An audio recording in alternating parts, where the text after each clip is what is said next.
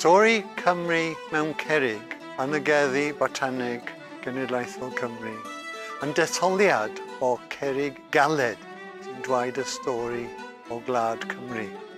Mae'n anodd dangos cerrig meddwl oherwydd maen nhw'n yrrydu rhy gyflym.